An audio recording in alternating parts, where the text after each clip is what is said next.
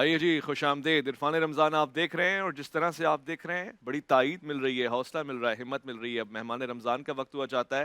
آج کے مہمان کون ہو سکتے ہیں جی؟ بہت ہی پیارے، نام میں ایک نزاکت ہے، عمدگی ہے، خاصا ہے کہ گفتگو میں بھی انداز نرالا رکھتے ہیں، اور پاکستان تحریک انصاف کے فاؤنڈنگ ممبرز میں سے ہیں۔ اس وقت بھی کور کمیٹی میں سندھ کی اسمبلی میں بھی بڑی خوبصورتی کے ساتھ نمائندگی فرماتے ہیں، مظلوم کے حق میں آواز بلند کرتے ہیں۔ فردوس شمیم نقوی صاحب تشریف فرمائیں۔ السلام علیکم ورحمۃ اللہ۔ وعلیکم السلام۔ کیسے مزاج ہیں؟ الحمدللہ۔ ابھی یہ بات ہوئی، آپ ایک مشکل دور سے گزرے، کینسر سے آپ نے مقابلہ کیا کر رہے ہیں، یہ بڑا عزم اور حوصلے کا کام ہے۔ کس نے آپ کا ساتھ دیا اس میں؟ دیکھیے اس میں سب سے زیادہ ساتھ تو میری بیوی نے دیا میرا۔ She looked after me very well, اور میرے ڈاکٹر ندیم عباسی، یاسمین، دونوں نے بڑے میرے ساتھ شفیق رہے اس پورے عرصے میں، اور نہایت ہی اچھے طریقے سے اور خوش اسلوبی کے ساتھ میں نے یہ فیصلہ کیا کہ میں نے اپنے گھر میں ہی رہنا ہے، کراچی میں ہی رہنا ہے۔ وہ کہ شوکت خانم سے آپ کو پتہ ہے ہم سب کو ہے، لیکن کیونکہ میری کوئی سرجری انوالو نہیں تھی تو میری روز ریڈیو تھراپی ہوتی تھی، کیمو تھراپی ہوتی تھی، تو اس کے لیے میں ہسپتال جاتا تھا اور پھر واپس اپنی زندگی کے ساتھ جڑ جاتا تھا۔ صحیح ہے مشکل وقت تھا، 4-5 مہینے میرے آواز نہیں تھی، جی۔ 6 مہینے میں نے منہ سے کھانا نہیں کھایا، اللہ اکبر۔ تو میں نے وہ فیڈ ٹیوب لگی ہوئی تھی۔ اس دوران میرا 40 کلو وزن کم ہوا، اور بس آپ سب لوگوں کی دعائیں۔ اس میں بڑا سارا کام، ظاہر مصروفیت، روٹین، ڈائٹ، مگر سگریٹ سے نقصان پہنچتا ہے۔ وہ جو اب بھی لوگ پیتے ہیں، ان کو کوئی مشورہ دیں گے سگریٹ کے حوالے سے؟ دیکھیں جی، مسئلہ یہ میری زندگی کا اس وقت سب سے مشکل کام جو ہے نا، وہ دن گزارنا ہوتا ہے بغیر اپنے پائپ کے، and that is the biggest thing. اور میرے خیال سے اس کے اوپر میرے بیوی بچے جو ہیں انہیں نے ایسی قدغن لگائی ہوئی ہے صحیح ہے، اچھی بات ہے۔ کہ نہیں جانا اس طرف۔ گو کہ میری ریسرچ کہتی ہے کہ تھروٹ کینسر کی وجوہات میں یہ نہیں ہے، لنگ کینسر کی وجوہات میں ہے، لیکن کیونکہ آپ صرف اپنے لیے نہیں جیتے، جی سب کے لیے جیتے ہیں۔ اگر ان کو نروسنس ہو رہی ہے جی۔ تو مجھے ویسے ذاتی طور پہ بڑی مشکل ہو رہی ہے، اس لیے کہ میں پائپ پینے رہا تھا 1973 سے، 1973 سے لے کے پچھلے 2 سال اکتوبر 2021 تک میں نے پائپ پیا ہے، تو آپ سوچ لیے کتنے عرصہ ہو گیا۔ اچھا، ڈریس کا بھی انداز نرالا ہے، کبھی کبھار آپ جناح کیپ بھی لگاتے ہیں، وہ آپ کی اپنی پسند سے ہے؟ اس کے پیچھے کیا نہیں، راز ہے؟ میں کبھی کبھار نہیں لگاتا۔ اگر آپ میں ڈی جے سے لے کے این ای ڈی تک میں انگلش ڈبیٹنگ ٹیم کا کیپٹن رہتا تھا۔ جتنی بڑی تقاریر ہوتی تھیں جس کے اندر مقابلے ہوتے تھے، میرا اسٹینڈرڈ یہ تھا کہ میں شیروانی اور جناح کیپ کے ساتھ جایا کرتا تھا اس زمانے میں۔ واہ واہ، زبردست۔ جسے کہ میں بلیو کرتا ہوں کہ ہم اپنے کلچر کو نہیں بھولنا چاہیے۔ یہ آپ دیکھتے ہیں میں قمیض جو ہے نا، کالر والی قمیض پہننی چھوڑ دی ہے۔ جی کیوں؟ اسے کہ میں ٹائی نہیں پہنتا۔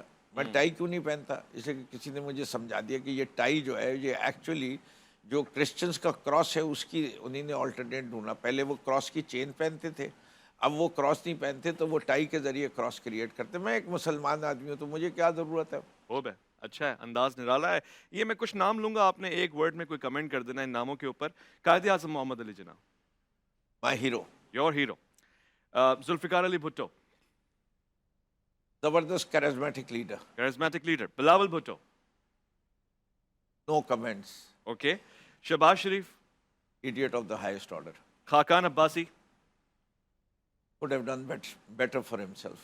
اوکے۔ عمران خان، ہزاروں سال نرگس اپنی بے نوری پہ روتی ہے، بڑی مشکل سے ہوتا ہے چمن میں دیدہ ور۔ واہ واہ، خوبصورت۔ سنگر کون سا پسند ہے آپ کو، عائشہ بھوسلے یا چاہت علی خان؟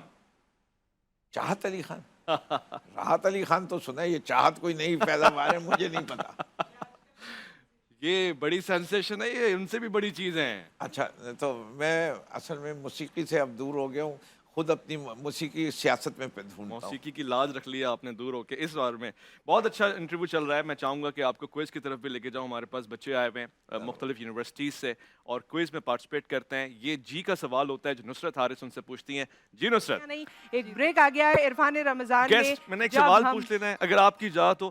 یہ کیونکہ اتنی اچھی چل رہی ہے اسٹوڈنٹس، آج کل ہمارا تعلیمی معیار نیچے جا رہا ہے میں اوپر اسی جا رہا ہے؟ طرف آ جاتی ویسے جب تک آ جواب جائیں، آ دے رہے جائیں۔ ہیں۔ ہاں جی۔ سندھ میں اوپر جا رہا ہے؟ سندھ میں کہاں جا رہا ہے؟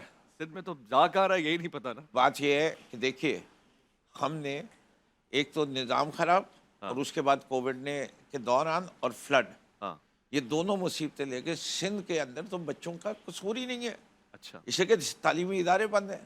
ہوں آپ نے کوئی آلٹرنیٹ مینز آف ایجوکیشن ہی نہیں انٹروڈیوس کیا. نہ آپ نے ٹی وی کو استعمال کر رہے ہیں، نہ آپ ریڈیو کو استعمال کر رہے ہیں، نہ آپ اسمارٹ فونز کو استعمال کر رہے ہیں. آج کی دنیا میں تعلیم دینے کے ذرائع بہت فرق ہو گئے ہیں.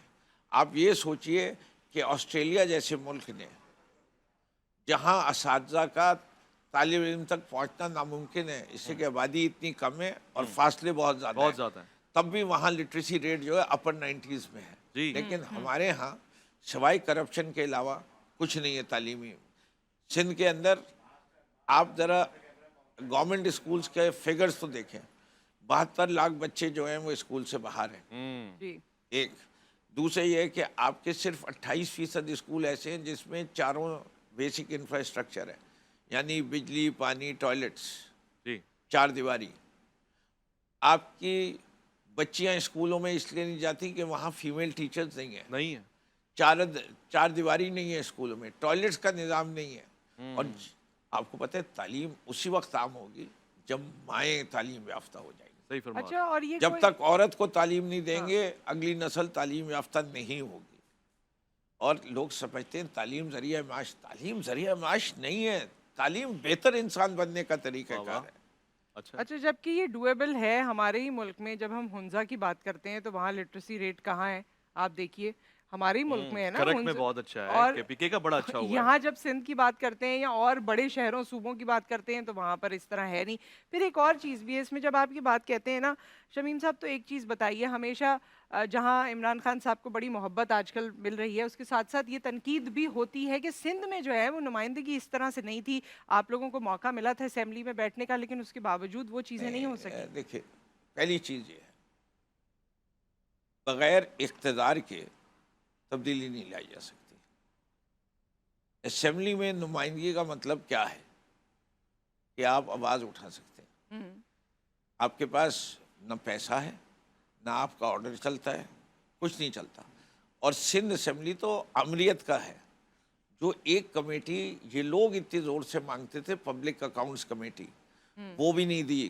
یعنی آپ جو گورنمنٹ کے سرونٹس کے اوپر تھوڑا بوجھ ہوتا ہے کہ جی یہ سوال یہ پبلک اکاؤنٹس کمیٹی کی اپوزیشن بیٹھی ہے یہ ہم سے پوچھے گی، وہ بھی انہی نے فارغ کیا ہوا ہے.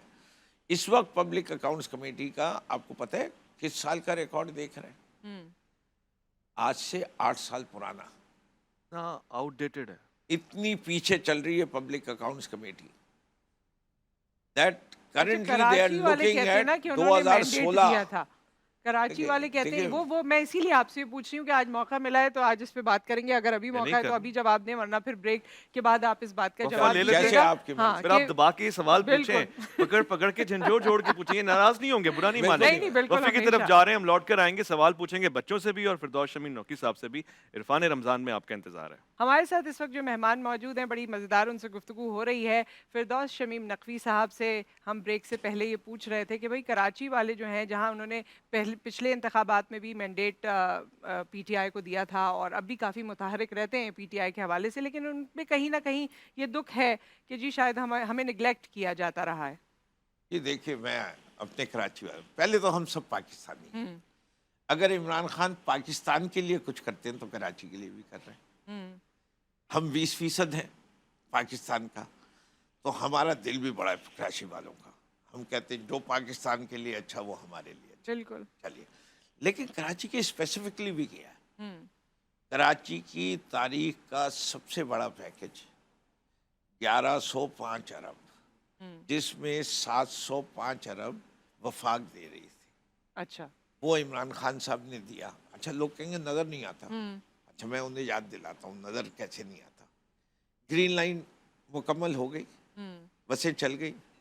کراچی میں گرین لائن کی بسیں آئیں، اس کے بعد جو 10,000 بسوں کا ناصر شاہ نے وعدہ کیا تھا اس کی 200 بسیں آئی ہیں ابھی تک. صحیح آئیں کہ نہیں آئیں؟ جی. اچھا، کراچی میں بلاول کہتے تھے زیادہ بارش آتی ہے تو زیادہ پانی آتا ہے. ہوں اس سال زیادہ بارش ہوئی لیکن زیادہ پانی نہیں آیا. کیوں نہیں آیا؟ 4 بڑے نالوں کی صفائی کس نے کروائی؟ اچھا وہ ہم نے کہا اچھا وہ صفائی صرف نہیں کرے، نالوں کو ٹرین کیا گیا، کنکریٹ کی دیواریں بنی ہیں، ان کی دونوں طرف سڑکیں بن رہی ہیں، جو اس کے راستے میں گھر آئے ان لوگوں کو کمپنسیٹ کر کے کہیں اور مکان بنا کے دیے جا رہے ہیں. اچھا. ہوا کہ نہیں ہوا؟ ہوں. ہو گیا. 2 کام ہو گئے 1105 میں سے. کراچی کا سب سے اہم ضرورت کیا ہے؟ K4 پانی. اب یہ K4 کی لائن جو ہے وہ آپ کے گھر پہ تو نظر نہیں آئے گی. وہ لائن کہاں سے بن رہی ہے؟ کنجر لیک سے بن رہی ہے. وہ اچھا. کام 2007 سے لے کے 2020 تک بن رہا ہے. بن ہی رہا ہے. بن رہا ہے. ہوں.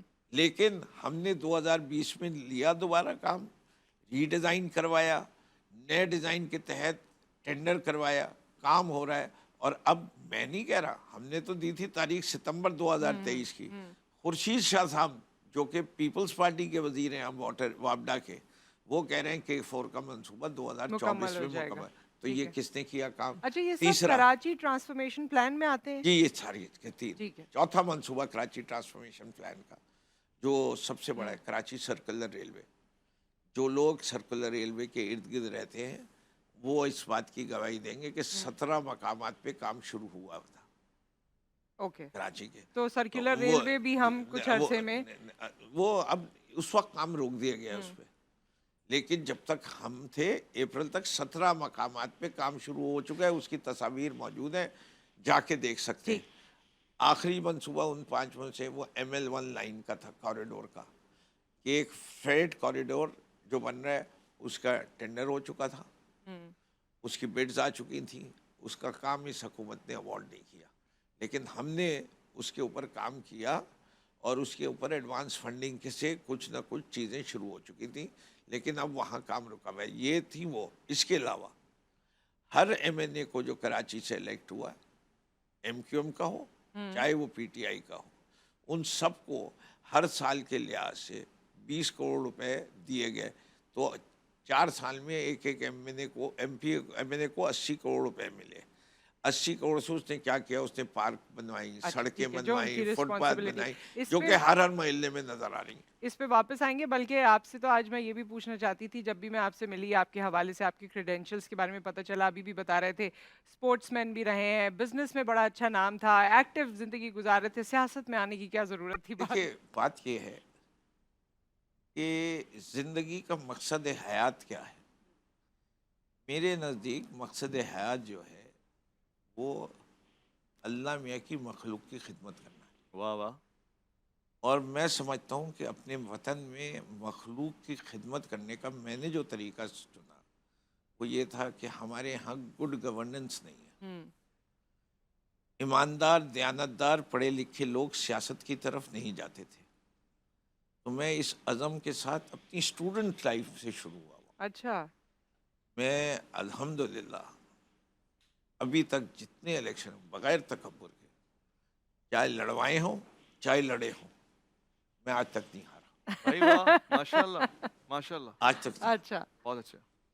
DJ سائنس کالج میں میں نے, جبکہ میں انٹر میں تھا, میں نے آتے ہی ایک پارٹی بنائی, سوسائٹی آف انڈیپینڈنٹ اسٹوڈنٹ. اچھا. ٹھیک ہے, بڑا خطرناک کام کیا. وہ 1971 کا بھی زمانہ تھا, ہاں. اور میں ان پہلے لوگوں میں سے تھا جس نے نعرہ لگایا بنگلہ دیش منظور. اچھا. جب بنگلہ دیش بنا تھا, اس سے کہ میں نہیں سمجھتا تھا کہ ہم اپنے رشتے توڑنے چاہیے. صحیح. ہم نے صدر کا عہدہ جیتا اس پہلی سال میں. اس کے بعد میں NAD میں, کیونکہ دونوں ہمسائے تھے, ہم نے مل کے ایک وہاں اسلامی جمعیت طلبہ کے خلاف ایک محاذ بنایا جس کا نام رکھا پروگریسو اسٹوڈنٹ فرنٹ. اچھا. اس میں NAD کے دوسرے سال میں پہلا الیکشن لڑ سکتا تھا, میں نے آرٹ سیکٹری کا الیکشن جیتا. جب میں 3rd ایئر میں آیا میں نے جنرل سیکٹری کا الیکشن جیتا. اور چوتھے سال میں میں کراچی کے جتنے لیفٹ کے اسٹوڈنٹس تھے ان کو لیڈ کر رہا تھا. ٹھیک ہے. 2023 میں الیکشنز ہو رہے ہیں, کس سیٹ سے کھڑے ہو رہے ہیں, جیتیں گے نہیں جیتیں گے؟ یہ میری پارٹی کا فیصلہ ہے, اور انشاءاللہ جیتنے کا پورا ارادہ ہے. جو ہے وہ اکراس ہو لیکن میں چکا ہے آپ کہ کو کبھی ہارے نہیں ہیں آج تک لیٹس سی. کوئی الیکشن. PTI میں آپ کی پارٹی میں سب سے فیوریٹ انسان کون ہے؟ عمران خان. ان کے بعد دیکھیں نا, سب سے پہلے تو وہ ہے عمران خان, اور اس کے بعد جو ہے پوری پارٹی کا ہر لیڈر. ٹھیک ہے, اس سے کہ وہ میرے ہم خیال لوگ ہیں. صحیح ہے. تو جو کوئی پاکستان کی آئیڈیالوجی کے لیے کام کر رہا ہے, اب وہ روز مقابلہ ہوتا رہتا ہے, ہر ماہ کی شخصیت تبدیل ہو جاتی ہے. سب سے ذہین آدمی کسے سمجھتے ہیں پارٹی میں؟ پارٹی میں سب سے ذہین آدمی, یہ اچھا سوال ہے. جواب دے دیں پھر. मैं समझता हूँ कि इसमें काफ़ी सारे लोग आते हैं, सिर्फ एक नहीं है। उसमें असद उमर का भी नाम आता है। उसके अंदर हमारी ख़वातीन में भी बहुत अच्छी अच्छी ख़वातीन हैं। यंगस्टर्स में बहुत सारे लोग ऐसे हैं जिनको मैं समझता हूँ कि बड़े अच्छे तरीके से काम कर रहे हैं। सही है। मिनिस्टर्स में बड़े अच्छे लोग काम करते रहे हैं। सही। तो इसमें ये मुकाबला जो है तहरीक इंसाफ के अंदर कारकर्दगी बोलनी चाहिए। आजकल दुआ सबसे क्या है ज़्यादा ये बता दीजिए और अचीवर्स बस फिर कौन है? कंक्लूड करें। वो दुआ, है। दुआ क्या है आजकल?